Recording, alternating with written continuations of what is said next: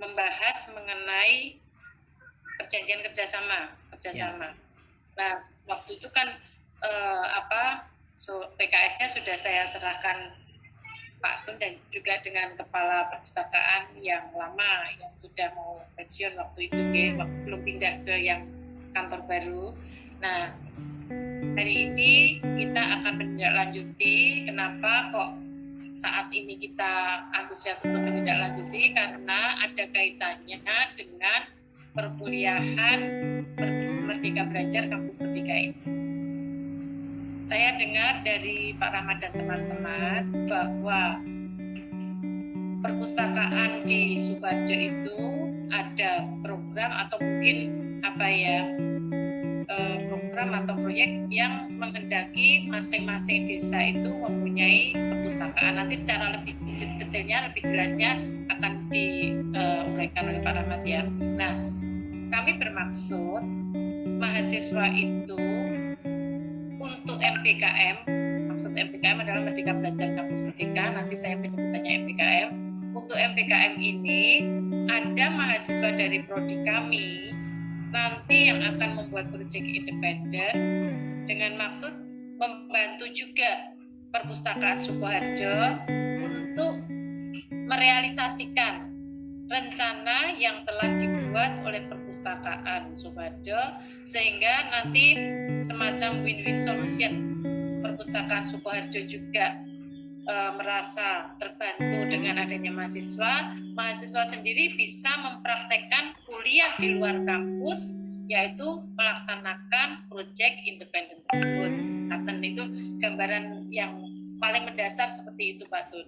Nah, untuk lebih sebelum saya melanjutkan apa yang nanti akan kita kerjasamakan, saya nyuwun gambaran dari Pak Tun mengenai program atau proyek yang akan dilaksanakan oleh Perpustakaan Sukoharjo, yang itu perlu juga melibatkan mahasiswa, sehingga nanti bisa kita saling mengisi. Oh, kalau mahasiswa itu sebaiknya begini Bu, Pak.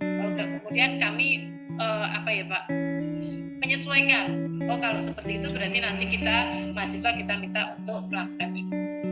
Untuk itu saya mohon kepada Pak Tun untuk menyampaikan apa yang ada di Perpustakaan Sukoharjo. Monggo Pak Tun, silakan. Oke. Sebelumnya, Assalamualaikum warahmatullahi wabarakatuh.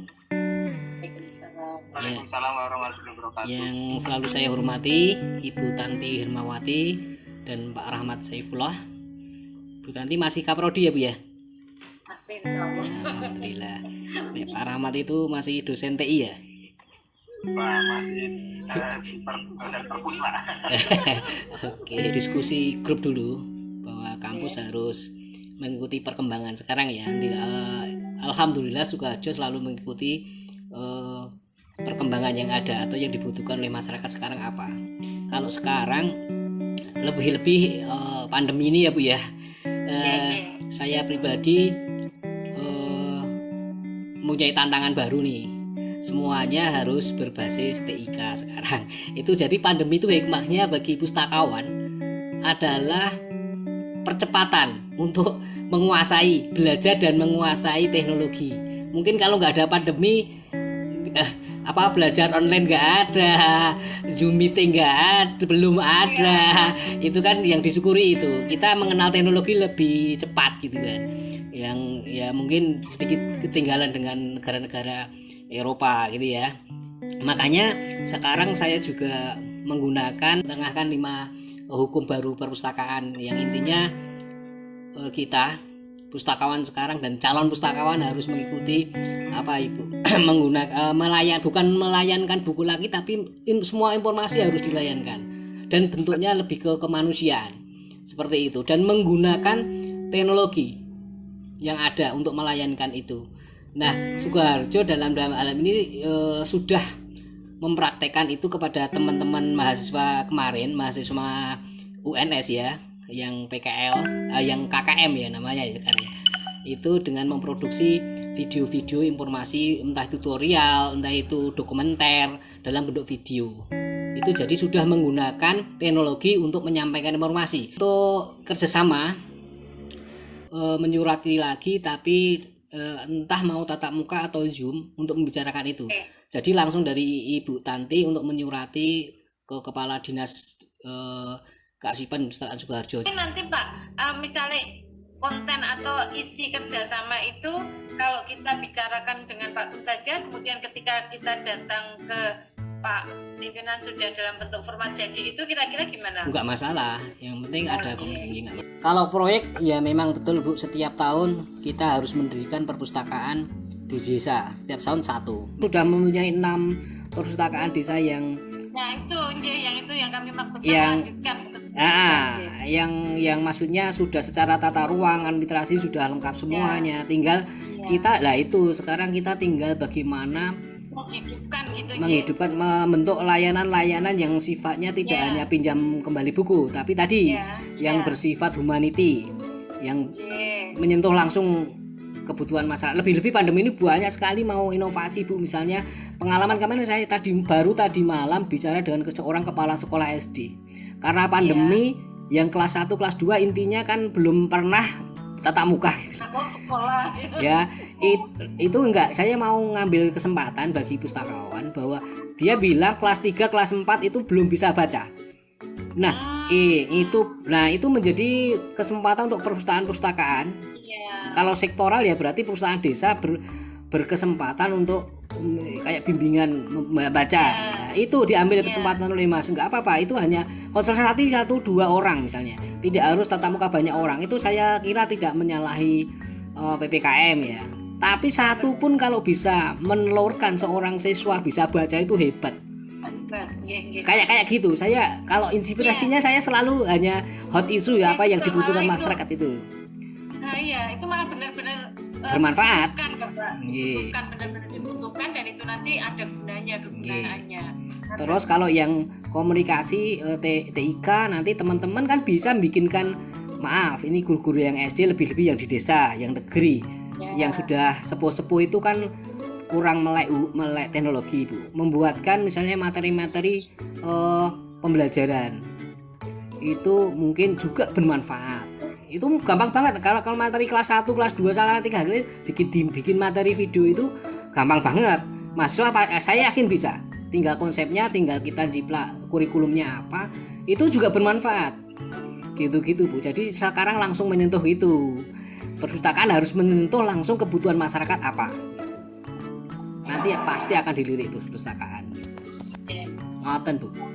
Ini nanti proyek independen dari mahasiswa dipimpin oleh dosen dari kampus. Kemudian mahasiswa itu kan semacam membuat perencanaan atau proposal, nanti dikonsultasikan dengan dosen pembimbing dari kampus. Kemudian diusulkan ke Pak Tun, misalnya di Perpustakaan Sukoharjo. Siap. Nanti kan survei dulu ke sana apa yang dibutuhkan seperti panjenengan Matiko itu tadi. Kemudian mahasiswa itu membuat perencanaan proyek apa yang sebaiknya dilakukan di desa. Tetapi tetap di bawah naungan Perpustakaan Sukoharjo, mekaten. Jadi nanti apa yang dilakukan mahasiswa di desa tersebut tetap dalam pantauan pustakawan dari Sukoharjo dan pantauan dari dosen di kampus, mekaten. Siap. Menawi Pak Rahmat bisa lebih mendetailkan apa yang saya sampaikan kepada Pak tadi. Monggo Pak Rahmat. Terima kasih buat kesempatannya Bu Tanti dan Pak Gunadi. Sedikit saya menyampaikan terkait dengan MPKM Kampus Merdeka Belajar. Jadi semester ini mungkin tidak hanya di UNS saja, tapi di seluruh Indonesia ya, perguruan tinggi di Indonesia, terutama perguruan tinggi negeri ini sekarang sedang sibuk-sibuknya itu membuat program MPKM atau Kampus Merdeka Belajar yang ada 9 poin, tapi kalau di sekolah vokasi itu lebih dicondongkan untuk ke 8 poin, tapi yang di sekolah vokasi itu lebih dicondongkan untuk yang ke 5 poin. 5 poinnya itu antara lain adalah salah satunya adalah praktik magang untuk yang di D3, terutama yang di D3 atau diploma, praktik magang industri, kemudian magang industri, kemudian project independen, kemudian kewirausahaan, kemudian bangun desa, dan penelitian. Jadi hanya difokuskan ke 5 poin tersebut. Penelitiannya pun berkaitan dengan penelitian terapan, artinya yang nanti membuat produk. Nah ini mungkin lebih nanti untuk diploma misal kayak teknik mesin atau diploma teknik mungkin ya, yang bisa buat produk-produk terapan atau teknologi informasi. Nah berhubung kami di sosial, lebih ke sosial, meskipun riset itu bisa, tapi saya kira nanti kerjasamanya dengan itu biasanya balai riset ya. Nah, tapi kalau di perpustakaan ini sehingga kami memfokuskan kepada magang dan project independen. Sebenarnya ada 3 magang desa. Magang desa itu nanti seperti KKN dan project independen. Nah, tapi untuk saat ini kami lebih memfokuskan untuk ke yang magang dan project independen. Nah, kalau project independen ini tidak hanya sekedar dengan perpustakaan ya, tapi dengan instansi atau tempat lain kemudian membuat project, misalnya pengembangan baca atau yang lainnya. Nah, ini yang berkaitan dengan inovasi-inovasi baru yang biasanya ini idenya muncul sama anak-anak muda ya. Ini kami hanya mengembang mendukung mereka saja.